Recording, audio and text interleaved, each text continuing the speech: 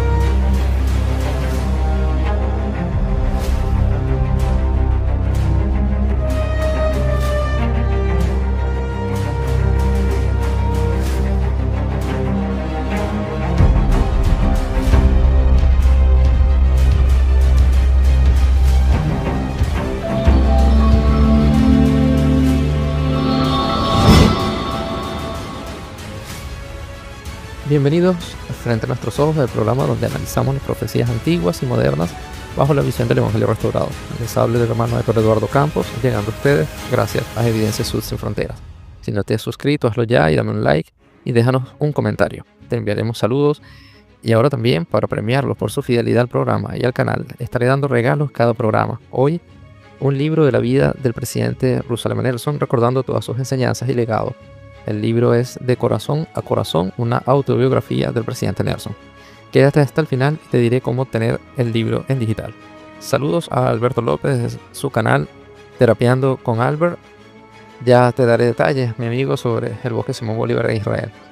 A Noah Ontani Tarek Berar, que nos escribe desde México. Saludos, Angelita Arias, a Familia Esencial, del canal Familia Esencial 7985, Silvia YJ y a Sony C, quien nos dejó un interesante comentario que tal vez podamos ver a profundidad justo en el capítulo de hoy. Existe el Bosque Simón Bolívar en los montes de Judea entre Jerusalén y Tel Aviv, inaugurado el 15 de octubre de 1955 como símbolo de la amistad entre Venezuela e Israel y en homenaje a la lucha por la libertad que representó Simón Bolívar. El bosque fue iniciativa de Keren Keyemek de Israel, una organización judía encargada de adquirir y desarrollar tierras en Israel. Contiene más de 30.000 árboles, incluyendo especies venezolanas, y es un testimonio de la histórica conexión entre el pueblo judío, venezolano y los latinoamericanos. ¿Por qué Israel? Durante las guerras de independencia de América Latina, algunos judíos apoyaron activamente a figuras como Simón Bolívar, incluso uniéndose al ejército libertador.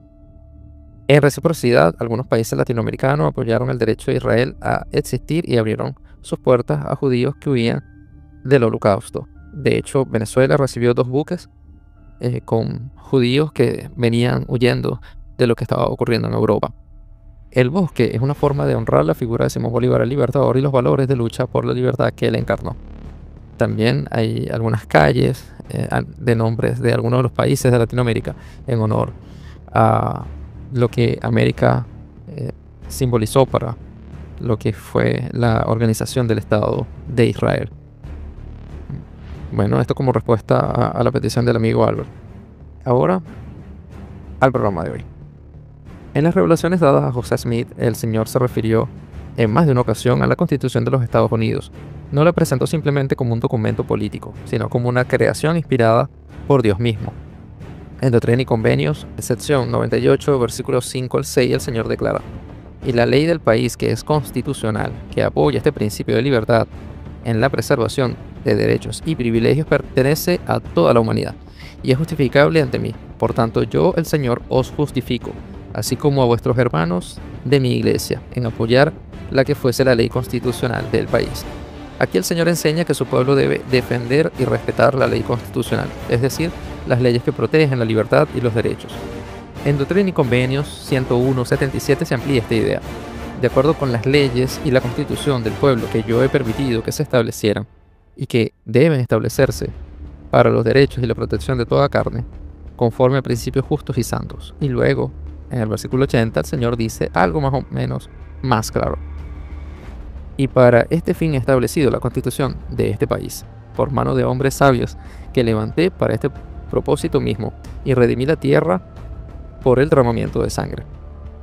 Estas palabras son poderosas. Declaran que Dios levantó a los fundadores de la nación, personas como George Washington, James Madison o Thomas Jefferson, para cumplir un propósito divino, crear un marco de libertad que permitiera la restauración del Evangelio. El presidente Rotas Benson enseñó: no debemos olvidar que la Constitución fue establecida por el poder de Dios para el beneficio de todos los hombres. Fue hecha no solo para esta nación, sino para todo el mundo. Es muy interesante, porque la libertad entonces no es solo un principio político, es un principio espiritual. La Constitución fue dada para proteger el don más sagrado del ser humano, el albedrío moral, la capacidad de elegir por sí mismo el bien o el mal. Dentro de la historia de la Iglesia existe un relato popular conocido como la profecía del caballo blanco. Se dice que el profeta José Smith habría declarado que llegaría el día en que la Constitución de los Estados Unidos pendería de un hilo, y que el pueblo de los santos de los últimos días sería llamado para salvarla. Aunque esta profecía no está canonizada ni registrada oficialmente en el canon de las Escrituras, ha sido mencionada por varios líderes a lo largo del tiempo. Podríamos tratar más adelante un episodio específico dedicado a ella. El presidente Rotas Benson dijo en una ocasión: José Smith profetizó que llegaría un momento en que la Constitución colgaría como si fuera de un hilo, y que en ese momento este pueblo se levantaría y la salvaría de la destrucción amenazada. También afirmó: tengo fe en que la Constitución será salvada, como lo profetizó José Smith. Será salvada por ciudadanos justos de esta nación, especialmente por miembros fieles de esta iglesia. Sin embargo, la iglesia ha sido clara en que la llamada profecía del caballo blanco no es doctrina oficial.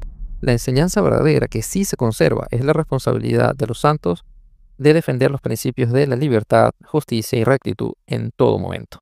Eratas Benzo declaró en otra oportunidad: el Señor no permitirá que esta nación perezca porque fue establecida por Él, pero dependerá de los hombres y mujeres justos el mantener vivos los principios de la libertad. Así, más allá de la literalidad de la profecía, la elección es espiritual. Cuando los principios de libertad estén en peligro, el pueblo de Dios, donde quiera que esté, deberá defenderlos con fe, rectitud y valor. ¿Por qué hay paz en Europa occidental hoy? ¿Por qué esos países son democráticos? Hitler tenía planes diferentes para Europa, pero intervino América. Incluso en aquel entonces, al igual que hoy, había fuertes voces dentro de los Estados Unidos presionando por el aislamiento. De las prominentes voces fueron la de Henry Ford, el fabricante de automóviles, y las de Charles Lindbergh, piloto y héroe nacional. Ambos, por cierto, afirmaban que los judíos eran los que empujaban a América hacia la guerra, y es similar a lo que está ocurriendo hoy con algunos opositores. Es absolutamente legítimo debatir si ir o no a la guerra, por supuesto, y no todos los que se oponían a la Segunda Guerra Mundial eran antisemitas, pero es fascinante que algunas de las voces más fuertes hace aproximadamente 80 años y algunas voces de hoy siguen usando el mismo argumento de que son los judíos la razón. Pero la razón por la cual Europa occidental disfruta de la democracia hoy es porque Estados Unidos junto a la Unión Soviética pusieron de rodillas a la Alemania nazi, forzaron a una rendición incondicional, y el precio que pagó Alemania fue enorme. El 10% de su población murió, 7 millones de alemanes murieron, ciudades fueron convertidas en escombros, pero incluso hoy la mayoría de los alemanes estarán de acuerdo en decir de que valió la pena. Por cierto, una de las razones por las cuales la Alemania nazi se volvió tan fuerte fue por el hecho de que no se combatió a tiempo. En el episodio de las guerras, como son, como eran y como han de ser, que hablamos hace 2 semanas, estudiamos este asunto. Si no la han visto, le invito a buscarla y verla y repasarla. Cuando negocias con el mal se vuelve más fuerte. ¿Y qué sucedió justo después que terminó la Segunda Guerra Mundial? Comenzó la Guerra Fría. Justamente después de haber negociado con el mal del comunismo, el comunismo se hizo fuerte y ahora estábamos en lucha. Y una de las pocas cosas que se hablan de esto es el bloqueo de Berlín. Berlín Occidental era una pequeña isla rodeada por la Alemania Oriental comunista. Los soviéticos intentaron matar de hambre a la ciudad, cortando todas las carreteras de acceso en regla. Querían forzar a Berlín Occidental a la sumisión. Pero bajo el liderazgo del general Lucius Clay, los estadounidenses dijeron: esta es nuestra línea roja, y lanzaron un enorme puente aéreo volando con alimentos, carbón y suministros para mantener a Berlín Occidental con vida. Tras la división de Alemania en zonas de ocupación, los occidentales planeaban el nacimiento de un Estado occidental alemán independiente, situado bajo la protección de Washington. En junio de 1948, la antigua moneda, el Reichsmark, quedó fuera de circulación y se instauró el marco alemán. Los soviéticos no reconocieron la nueva divisa y la respuesta de Stalin fue fulminante.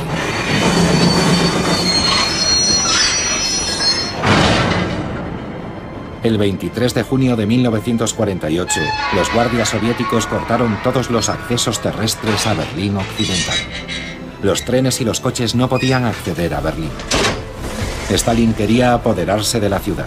Su objetivo era forzar la retirada de los occidentales. Sin electricidad, las fábricas tuvieron que parar. La ciudad permanecía incomunicada debido al bloqueo. Hubo que abastecer de alimentos a más de 2 millones de berlineses. No tenían nada que comer. Solo había una forma de abastecer a Berlín Occidental e impedir que cayese bajo control soviético.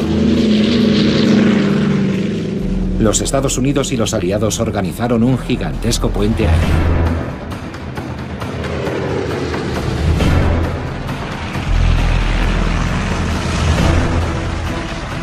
Cientos de aviones transportaban víveres, materiales y materias primas: trigo, carbón, gasolina, medicamentos. Cada día miles de toneladas llegaban delante de las narices de los soviéticos.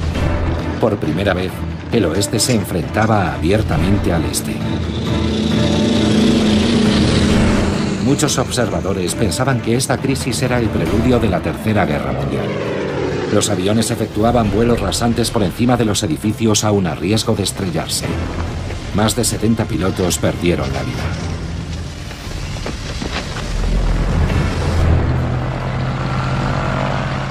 Los occidentales ya habían abandonado Praga.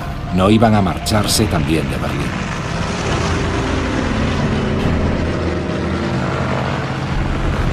Una solidaridad que las noticias americanas se apresuraron a contar para elogiar la actitud de Occidente. Los berlineses se acercaban a las pistas y gritaban a los pilotos: «No nos abandonéis. Si perdemos la libertad, ya nunca la recuperaremos». En esta historia entra un miembro de la iglesia que hizo un aporte significativo al mundo. La historia de Gail Halvorsen. Halvorsen era un piloto de la Fuerza Aérea de los Estados Unidos, apodado el Bombardero de Caramelos, miembro de la Iglesia de Jesucristo de los Santos de los Últimos Días, que a partir de 1948 lanzó pequeños paracaídas con dulces para los niños de Berlín Occidental durante el puente aéreo. Este acto de bondad se convirtió en un símbolo de esperanza, y otros pilotos se unieron a la iniciativa, que arrojó toneladas de golosinas sobre la ciudad. Halvorsen, al ver a los niños reunidos para observar los aviones, decidió atarles chicles y galletas a pañuelos para que pudieran aterrizar y recogerlos. Con el tiempo, utilizó pañuelos y otros materiales para crear pequeños paracaídas que protegían los dulces durante la caída. Para que los niños supieran que era él, agitaba las alas de su avión, lo que le valió el apodo de el tío alas ondulantes o tío de los chocolates. El acto de Halvorsen llamó la atención de la prensa y de otros pilotos, quienes comenzaron a imitar su gesto. Años después, se formaron grupos de niños en Estados Unidos que donaron dulces, pañuelos y cartas para continuar la iniciativa. Los niños berlineses no solo recibieron golosinas, sino también un mensaje de esperanza y de que no estaban olvidados durante la oscuridad del bloqueo. La historia de Gail Halvorsen es recordada como un ejemplo de humanidad y bondad que trascendió las circunstancias de la guerra, dejando un legado de esperanza para las futuras generaciones. Este evento tuvo un impacto enorme. Los Estados Unidos se enfrentaron directamente a la Unión Soviética y ganaron. El mensaje resonó mucho más allá de Berlín. En la tumba del general Clay, quien murió en 1978, la gente de Berlín colocó una piedra que dice: agradecemos al preservador de nuestra libertad. El 12 de mayo de 1949, Stalin levantó el bloqueo. Las mercancías y la población de nuevo podían entrar y salir de la ciudad. ¡Hurra! ¡Seguimos vivos!, gritaban en las calles. Era una victoria del bloque occidental y un intenso alivio para los berlineses, que habían permanecido aislados durante casi un año. Pocos días después nació una Alemania occidental democrática, en el territorio ocupado por los tres aliados occidentales, la República Federal Alemana, cuyo primer canciller fue Konrad Adenauer. Pero el logro del Kremlin no se daba por vencido. Un mes más tarde, en octubre, en el lado soviético nació la RDA, la República Democrática Alemana. Una Alemania comunista con una rutina y una policía política que traían negros recuerdos. Y después de salvar Europa Occidental y Berlín Occidental, América se unió para salvar a Corea. Corea del Sur luchó contra Corea del Norte.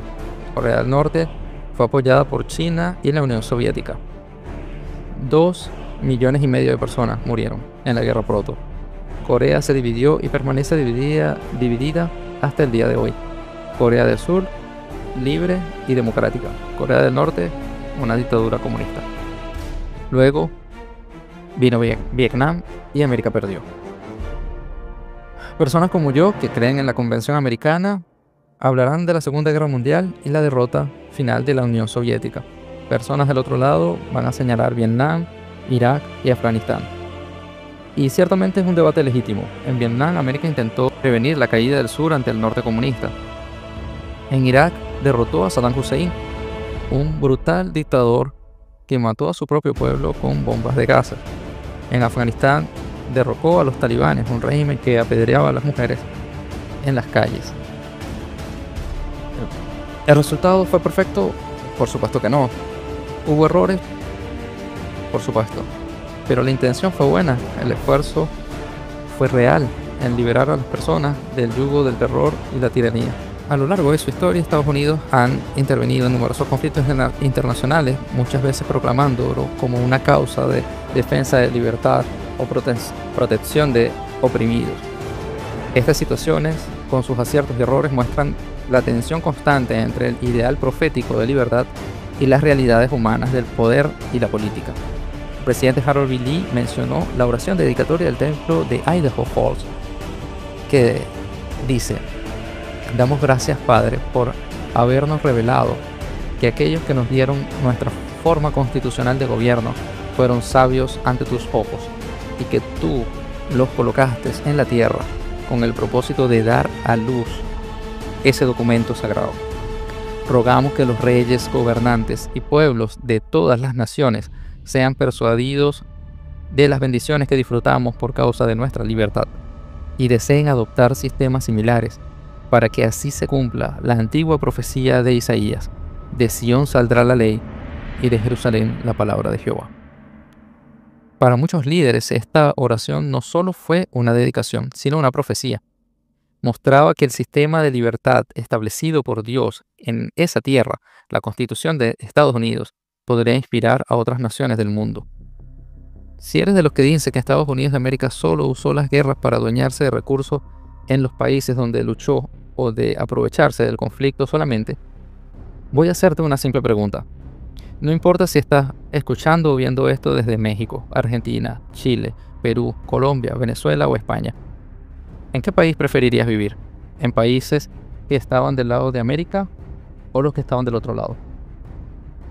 ¿Preferirías vivir en la dictadura de Corea del Norte o en la Corea del Sur democrática? Por cierto, si conoces a un cantante de K-pop, será de Corea del Norte.